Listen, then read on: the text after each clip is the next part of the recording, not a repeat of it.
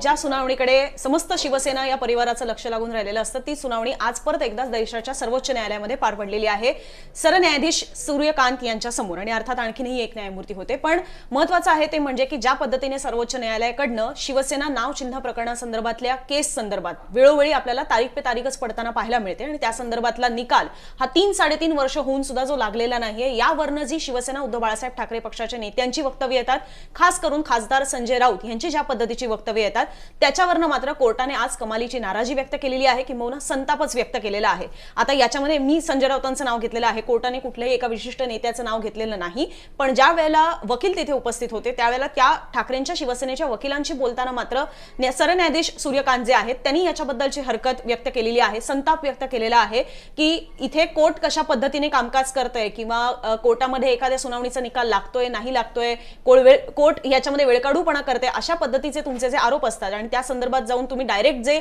माध्यमांसमोर जाऊन बोलता किंवा सर्वोच्च न्यायालयासंदर्भामध्ये तुम्ही जी बेजबाबदारपणे वक्तव्य करता, ह्यावरनं उद्धव ठाकरेंच्या शिवसेनेच्या नेत्यांसंदर्भातली ही नाराजी जी आहे ही थेट सरन्यायाधीश यांच्याकडनं व्यक्त करण्यात आलेली आहे। आपण पाहतच आहोत की 2023च्या फेब्रुवारी 17 या तारखेला सगळ्यात पहिले शिवसेना नाव चिन्ह प्रकरणातली जी केस आहे ती सर्वोच्च न्यायालयामध्ये गेलेली होती। केंद्रीय निवडणूक आयोगाने जो निकाल लावलेला होता, खासदार आमदारांच्या बहुमताच्या जोरावर शिवसेना नाव आणि पक्ष चिन्हाचं जे धनुष्यबाण चिन्ह होतं हे त्यांनी एकनाथ शिंदेने दिलेलं होतं, त्या संदर्भातला जेव्हा केंद्रीय निवडणूक आयोगाचा निकाल लागला फेब्रुवारी 2023 मध्ये, त्याच्या पुढच्या 2 ते 3 दिवसांमध्येच उद्धव ठाकरेंच्या शिवसेनेने सर्वोच्च न्यायालयामध्ये धाव घेतलेली होती। 2023 आज आता 2026चा अर्धा मे महिना झालेला आहे, त्यामुळे एक 3-3.25 वर्षांच्या काळ हा लोटून गेलेला आहे आणि या सगळ्यामध्ये उद्धव ठाकरेंच्या शिवसेनेला ज्या न्यायाची अपेक्षा सर्वोच्च न्यायालयाकडनं होती त्या संदर्भातला कुठलाच निकाल किंवा निर्णय हा अजूनही सर्वोच्च न्यायालयाकडनं न आल्यामुळे बऱ्याचदा उद्धव ठाकरे सुद्धा आपल्याला सर्वोच्च न्यायालयासंदर्भात काही टिप्पण्या करताना पाहायला मिळतात,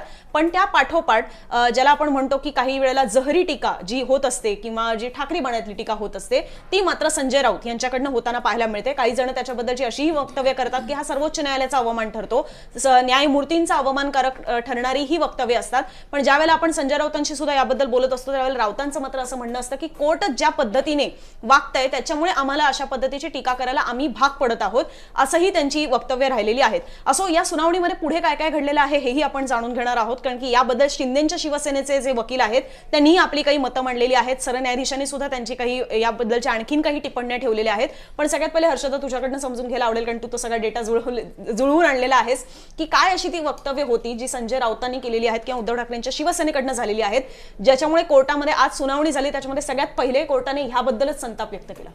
कोर्टानं जो संताप व्यक्त केलेला आहे तो संजय राऊतांच्या वक्तव्यावरच असावा असा आपण अंदाज बांधतोय, किंबहुना ते खरंही आहे अनेक प्रकारे, कारण निवडणुकांच्या आधी उद्धव ठाकरेंकडनं सुद्धा सुप्रीम कोर्टाकडनं सुनावणी घेतली जात नाही याच्याबद्दल नाराजी व्यक्त केली होती।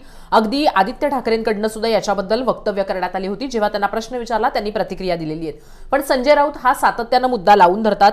आपण जर उदाहरण द्यायचं झालं तर फार दूर जायला नको, अगदी जानेवारी महिन्यामध्ये जेव्हा सूर्यकांत आणि एकनाथ शिंदे हे भेटले होते, त्यांचे फोटो समोर आले होते, जेव्हा रिसीव्ह करायला एकनाथ शिंदे गेले होते त्याच्यावर म्हणजे तो फोटो ट्विट करत संजय राऊतांनी असं म्हटलं होतं, म्हणून तारीख पे तारीख असं संजय राऊतांनी म्हटलं होतं। याच्याही आधी किंवा जेव्हा केव्हा रोकटोक असेल किंवा मग अग्रलेख असेल, संजय राऊतांकडनं तारीख पे तारीख हा शब्द अगदी तेव्हापासून जेव्हा ही सुनावणी सुरू झालेली आहे आणि सुनावणी पुढे ढकलली जाते तेव्हापासून सुरू झालेला हा शब्द आहे आणि तो अगदी आज तागायत म्हणजे जानेवारी महिन्यामध्ये जेव्हा हा फोटो समोर आला होता तेव्हा संजय राऊतांनी केलेलं हे वक्तव्य आहे आपल्या एक्स अकाउंटवरनं। पण त्याचबरोबर त्यांनी अगदी लेटेस्ट सुद्धा एक टीका केलेली आहे, एप्रिल महिन्यामध्ये ही टीका केलेली आहे संजय राऊतांनी, आणि त्यांनी असं म्हटलेलं आहे की शिवसेनेचा खटला शिवसेना पक्ष या संदर्भातला खटला चालवू नये यासाठी आमच्यावर दबाव आहे, सरन्यायाधीशांनी हिमतीनं हे स्पष्ट करावं।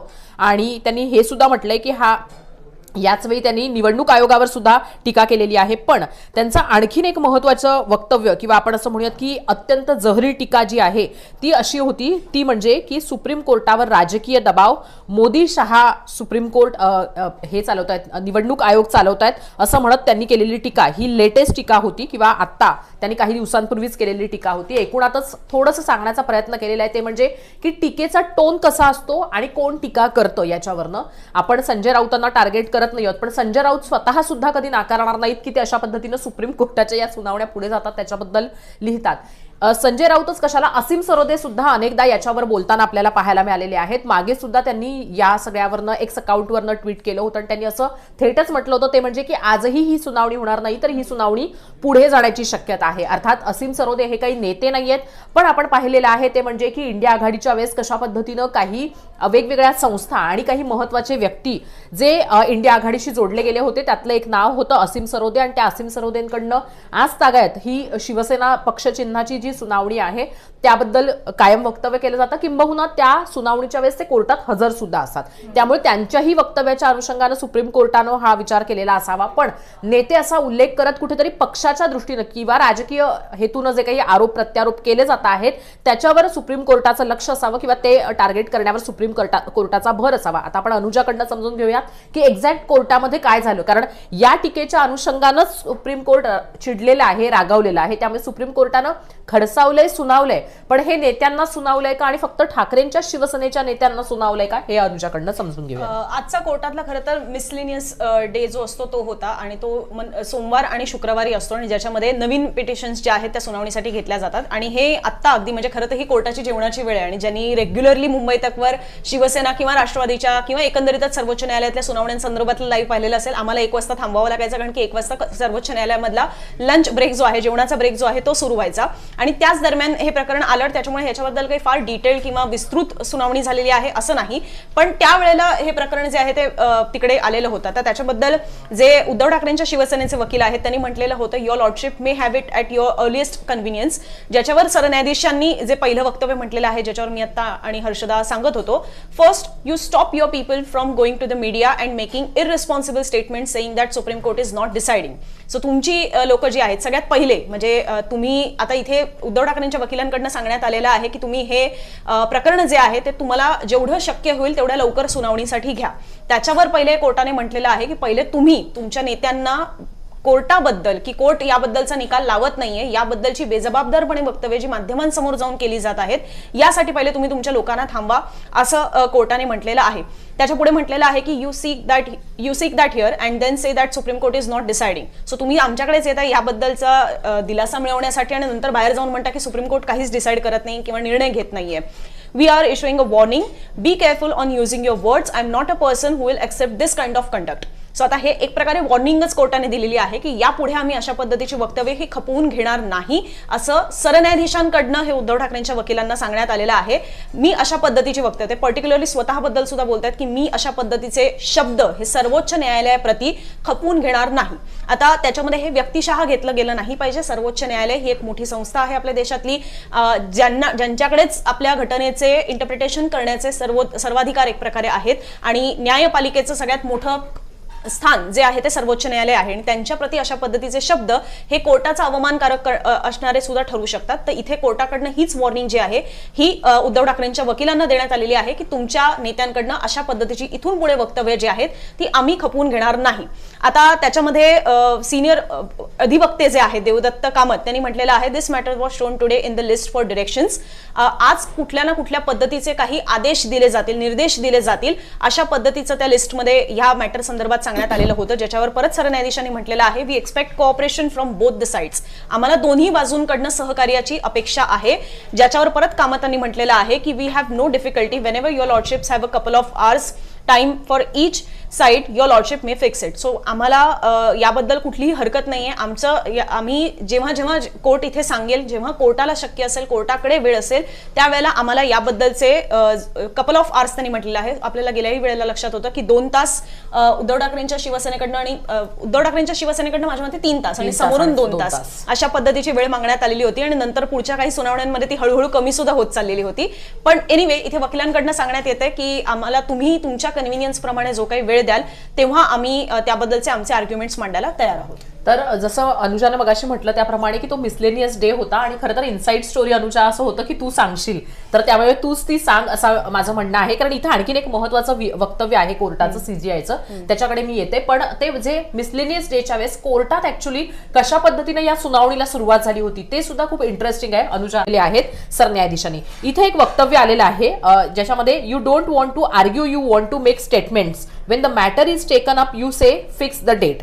When we fix the date, you say why this particular politician is making such statement. आता हा देखील एक म्हणजे जे सूर्यकांत आहेत त्यांनी केलेला महत्वाचा उल्लेख आहे. आपल्याला आठवत असेल तर जेव्हा तारखा येतात तेव्हा आधीच तारीख आली याच्यावरनं सुद्धा आक्षेप घेतला जातो. पण माझ्या माहितीनुसार कोर्टाच्या या तारखेबद्दल कुणी असं फारसं वक्तव्य केलेलं नाहीये. तर ते ईडी आणि आयटी कडनं होणाऱ्या धाडींच्या बद्दल केलेलं वक्तव्य आणि त्याच्यानंतर ठाकरेंच्या शिवसेनेकडनं घेतला गेलेला आक्षेप आहे. आणि हे आपल्या सगळ्यांना माहितीये की नेमकी ती वक्तव्य कोणी केली होती आणि त्याच्यानंतर आक्षेप का घेण्यात आले होते. पण आजच्या घडीला हे महत्वाचं आहे ते म्हणजे की सुप्रीम कोर्टानं सांगितलेलं आहे स्टेटमेंट करू नका. कारण आजवर आतापर्यंत ज्या सुनावणी आपण कव्हर केलेल्या आहेत त्याच्यामध्ये कधीही सुप्रीम कोर्टानं असं खडसावलेलं नव्हतं. हा देखील एक महत्वाचा मुद्दा आहे. पण हा प्रश्न तरीही उरतो अनुजा की तारीखवर तारीख ही पडत चाललेली आहे. म्हणजे सुप्रीम कोर्टामध्ये सुनावणी जी आहे ती होताना पाहायला मिळत नाहीये पण तारखा मिळत राहिलेल्या आहेत.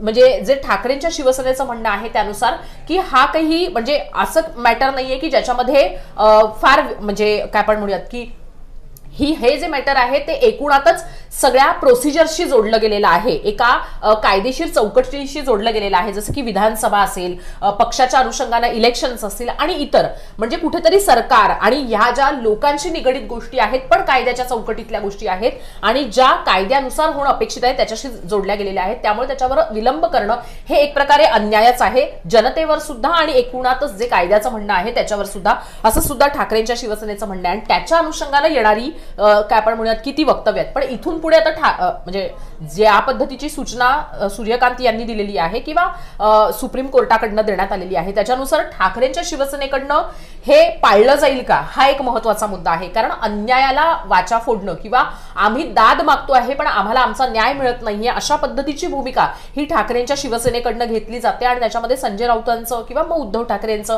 किंवा मग सुषमा अंधारेंचं अगदी असीम सरोदेंचं सगळ्यांचं म्हणणं हेच आहे ते म्हणजे की अन्याय आमच्यावर झालेला आहे आणि आम्हाला न्याय मिळत नाहीये. उलट त्या न्यायाची लांबणी होते. आणि अनेकदा जे वाक्य म्हटलं जातं की जितका वेळ अधिक लावला जातो तितका न्याय अधिक नाकारला जातो. अशा पद्धतीचं जस्टिस डिनाईड हे जे म्हटलं जातं तर त्या अनुषंगानं केली जाणारी ही टिप्पणी आहे. पण पुन्हा एक राजकीय आरोप प्रत्यारोप जो होतो तो थांबवण्याचा प्रयत्न मात्र सुप्रीम कोर्टाने यात केल्याचं आपल्याला पाहायला मिळत आहे. आणि तू मगाशी एक उल्लेख केलास त्या पद्धतीने संजय राऊतांचं आता अलीकडचंच मला एक सापडलेलं वक्तव्य आहे ते आहे 2 एप्रिल माझ्या मते या बातमीमध्ये तरी मला दिसतंय 2 एप्रिल 2026च्या दरम्यानचं हे वक्तव्य आहे. आणि त्याच्यामध्ये त्यांचं जे वक्तव्य आहे ते म्हणजे जहरी टीका याच नावाने लिहिण्यात आलेलं आहे. सो त्याच्यामध्ये त्यांनी म्हटलेलं होतं दुर्दैवानं आम्हाला न्यायालयाच्या दारात जावं लागतं. याच्यामध्ये कॉन्टेक्स्ट खूप वेगळ्या कुठल्या तरी घटनेचा होता पण ते या मुद्द्यांवर सुद्धा घेऊन आलेले आहेत. आणि राऊतांनी असं म्हटलेलं होतं की दुर्दैवानं आम्हाला न्यायालयाच्या दारात जावं लागतं. स्वतः उद्धव ठाकरे सुद्धा या न्यायालयीन कामकाजाबाबत निराश आहेत. प्रत्येक वेळी सरन्यायाधीश बदलले की त्यांच्याविषयी छापून येतं की ते किती न्यायप्रिय आहेत, सत्यवादी आहेत, रामशास्त्री आहेत. मग ते चंद्रचूड असतील, भूषण गवई असतील वा इतर कुणीही असेल. पण इथं कुणीही रामशास्त्री नाहीत, सर्व दामशास्त्री आणि कामशास्त्री आहेत अशी टीका जी आहे ही संजय राऊत यांनी सर्वोच्च न्यायालयाप्रती केलेली होती. किंबहुना सर्वोच्च न्यायालयातले जे सरन्यायाधीश आहेत त्यांच्या संदर्भात ही टीका केलेली होती. आता ही गोष्ट नक्कीच खरी आहे की संजय राऊत यांची कधी कधी जीभ घसरते, कधी कधी त्यांच्याकडनं ज्या शिव्या निघतात किंवा ते ज्या पद्धतीने बोलतात ते जे संविधानिक पद असतं किंवा जे घटनात्मक पद असतं त्या पदाला अशोभनीय आहे आणि तो त्यांचा अवमानकारक करणारं सुद्धा ठरत असतं. आणि त्यावरनं सुद्धा संजय राऊत यांच्यावर टीका होते. पण दुसरीकडे संजय राऊत किंवा उद्धव ठाकरेंच्या शिवसेनेची बाजू अशी असते की जर आम्हाला न्याय देण्यामध्येच अशा पद्धतीने विलंब होत असेल, त्या न्याय देण्याला सुद्धा जर पुढे जाऊन काही अर्थच राहणार नसेल तर मग आमचा संताप त्याबद्दलचा का होणार नाही असं त्यांच्या नेत्यांकडनं सुद्धा सांगितलं जातं. तुम्हाला जसं लक्षात असेल की जे आमदार अपात्रतेसंदर्भातल्या घडामोडी होत्या त्या संदर्भामध्ये सुद्धा पहिले सर्वोच्च न्यायालयाने हस्तक्षेप करायला नकार दिला. आणि विधानसभा निवडणुकांच्या एक 8-9 महिने आधी किंवा एक साधारण वर्षभराआधी त्यांनी विधानसभा अध्यक्षांना टाइमलाईन जी आहे ती सेट करून दिलेली होती. पण ते सुद्धा कधी झालं तर ते 2023 मध्ये झालं जेव्हा की 2022च्या जून महिन्यापासून ते प्रकरण प्रलंबित होतं. त्याच्यावर विधानसभा अध्यक्ष कुठलाही निकाल देत नव्हते, ते प्रकरण सुनावणीसाठी सुद्धा साधं घेत नव्हते. सातत्यानं उद्धव ठाकरेंच्या शिवसेनेकडनं त्याबद्दल सर्वोच्च न्यायालयामध्ये दाद मागितली जात होती. आणि त्याच्यानंतर 2023च्या नोव्हेंबर महिन्यामध्ये विधानसभा अध्यक्षांना डेडलाईन घालून देण्यात आल्या की तुम्ही शिवसेनेचं प्रकरण 10 जानेवारीपर्यंत निकाली काढा. 31 डिसेंबर, पहिले 31 डिसेंबरची तारीख होती, जी नंतर मुदतवाढीने 10 जानेवारीपर्यंत झाली आणि सेम राष्ट्रवादीसाठी सुद्धा 31 जानेवारीची तारीख होती, ती एक 10 का 15 फेब्रुवारीपर्यंत पुढे ढकलण्यात आलेली होती. पण तेव्हा विधानसभा अध्यक्षांनी सरतेशेवटी निकाल दिला आणि तो निकालच असा होता की ज्याने परत सगळे बुचकळ्यात पडले, कारण कुठलाच आमदार त्यातनं अपात्र ठरला नाही. पण शिवसेना ही शिंदेचीच आहे, तिथला विधिमंडळ पक्ष आणि राष्ट्रवादीच्या बाबतीत सुद्धा दादांच्याच पक्षाच्या बाजूने निकाल लागला. यावरनं परत एकदा उद्धव ठाकरेंची शिवसेना ही नाराज झाली आणि त्यांनी परत एकदा सर्वोच्च न्यायालयात धाव घेतली. तेव्हाही त्यांचं हेच म्हणणं होतं की विधानसभेचा कार्यकाळ जो आहे तो पुढच्या 8 एक महिन्यांमध्ये संपतोय. फेब्रुवारी महिन्यात जानेवारीच्या महिन्याच्या एंडला निकाल लागला होता शिवसेनेसंदर्भातला आणि पुढे नोव्हेंबर महिन्यामध्ये इलेक्शन्स होते. सो त्यांचं असं म्हणणं होतं की ह्या आमदारांना जर अपात्र ठरवायचं असेल तर त्याच्यासाठी याच काळामध्ये निकाल लागणं गरजेचं आहे सर्वोच्च न्यायालयाचा, पण तो काही लागला नाही. सो ती केस सुद्धा अजूनही पेंडिंग आहे आणि आता जरी कोर्टाने त्यांना अपात्र ठरवलं तरी सुद्धा त्याला अर्थ राहणार नाहीये, कारण की ह्यातले बरेचसे आमदार हे परत एकदा निवडणुकांना सामोरं जाऊन निवडून आलेले आहेत.